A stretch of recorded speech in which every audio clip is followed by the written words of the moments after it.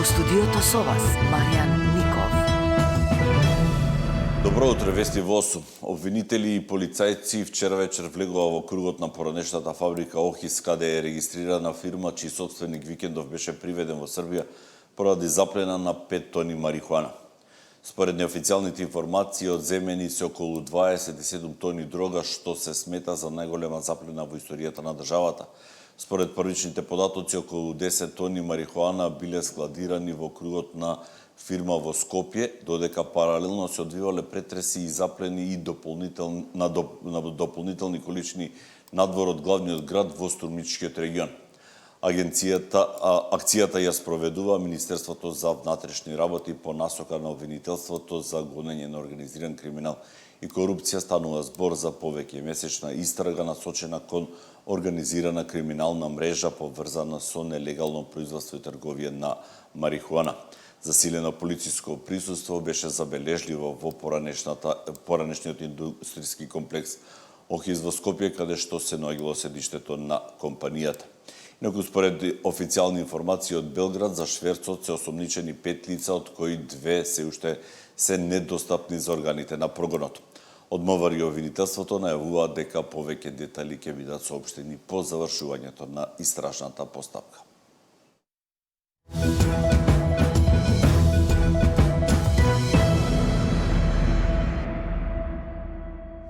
Двајца пожарникари и двајца гости во Кочанската дискотека сведочат за битката со огнот и обидите да се спасат што повеќе животи. Родителите на загинатите пак тврдат дека дел од обвинетите и од притвор вршат притисок врз сведоците.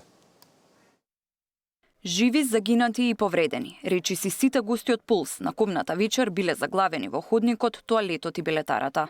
Телата на загинатите биле испреплетени, пожарникарите успеале да спасат и тројца што биле заглавени во тоалетот. Другите врескале за помош да излезат од дискотеката. Повикот пожарникарите го примиле околу 2:30 часот по полноќ, отишле до Пулс со сите 9 противпожарни возила. Кога стигнал командирот до вратата од возилото, веќе имало девојка која не реагирала. Пристапивме да ја реанимираме бидејќи беше во безсознание. Прво почнавме со вештачко дишање и пумпање на градниот кош. Дојде медицинско лице, ме фати за рака и ми рече: "Господине, девојката е почината", сведочеше командирот Драган Апостолов. Се упатиле внатре кон објектот, а во ходникот имало толпа од луѓе паднати едни врз други. Дел од нив ги спасувале преживеаните, а тие влегле да го гаснат пожарот, да не се прошири кон ходникот, каде биле сите заглавени. Но во дискотеката видели 3 тела кои што веќе биле изгорени.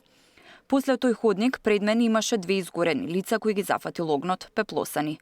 Едното беше седнато на земја, изгорено се држеше за високата маса, другото лице лежеше до него. Од десната страна имаше уште едно лице. Телото му беше изгорено, со рацете нагоре, кажа во потресното сведоштво Апостолов.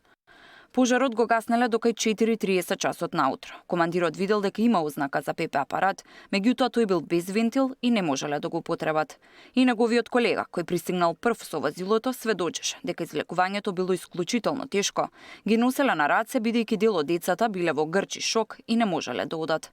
Им помогнало обезбедувањето и другите лица кои се нашле пред објектот. Во билетарата затекнал заглавени над 10 лица без знаци на живот.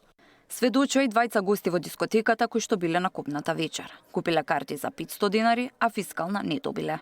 И двајцата кажаа дека објектот бил реновиран, предходно имало тераси во внатрешниот дел, а по реновирањето плафонот бил спуштен. Исари и Бранислав биле хоспитализирани. Се согласија кривично да ги гонат обвинетите. Мајката на загинатиот Тома Златков посочи дека имаат сознанија според кој братот на сопственикот на Пулс во притвор има телефон со кој влијае врз исказите на сведоците.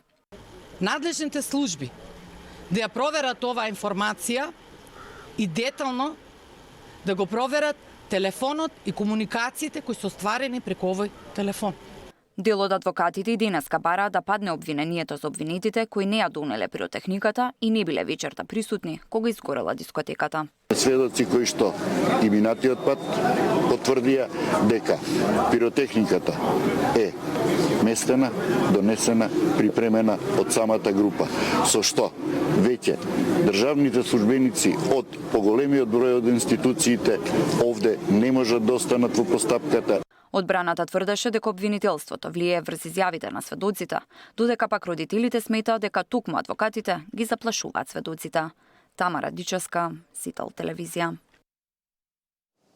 Денеска ќе се знае дали синдикатот на УПОС ќе прифати покачување на платите на дел од администрацијата по 8% во наредните 3 години. По вчерашниот состанок со премиерот Мицковски, КСС веќе прифати ваквата понуда, но независно дали ќе биде постигнат ваков договор, Сојузот на синдикати не се откажува од најавените блокади на институциите од вторник.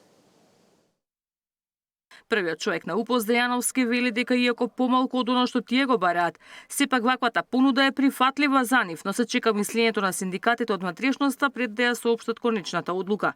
Мислам дека сме на добар старт, дека нова може да се дополнува секое и да се дополнува и да се допреговара. И на состанокот денеска се договоривме утре да им сообщиме на владата нашата одлука и веднаш потоа да прифатиме да пристапиме кон изработување на колективен договор кој би го пишале сите овие органи во кои што би ги имало овие покачување на или на додаток на плата или на плата, тоа треба дополнително да го утврдиме. Додека се чека одлуката на УПОС, Конфедерацијата на слободни синдикати потврдија дека ја прифатиле понудата за зголемување на платите на административните службеници во рок од 25 до 26 месеци, почнувајќи од 1 март годинава до март 2028 и заедно со линеарното покачување дополнително да се покачуваат и платите по 8% секоја година. КСС уште од првиот момент ја прифати понудата кога таа беше изнесена без обструкции, без калкулации, без злоупотреба на работниците. Нашиот став беше и останува јасен. Секоја реална можност за подобрување на материјалната состојба на вработените треба да се искористи веднаш, велат од КСС. Условот на владата до УПОС е тие да се откажат и од колективните договори, иако тие не се потписници на истите, туку ССМ. Доколку синдикатот прифати да се откаже од општиот колективен договор, овие работници ќе треба да потпишат нови колективни договори. Независно каква ќе е одлуката на УПОС, тие не се откажуваат од барањето за 600 евра минимална плата и остануваат на најавените протести. Ивана Соколович, Најдова, Сител телевизија. Пари има, ако добро се распореда, тогаш минималец од 600 евра може да биде реалност, вели лидерот на СДСМ, кој презентираше математика од каде може да се скратат пари за да се излезе во пресрет на барањата на синдикатите. Со ова практично сметам дека е јасно дека нема простор за изговори. Ако владата сака, тогаш ова кратење може да се направи само во овие две ставки на буџетот. Нека дадат предлог за ребаланс, веднаш ќе го поддржиме во собранието.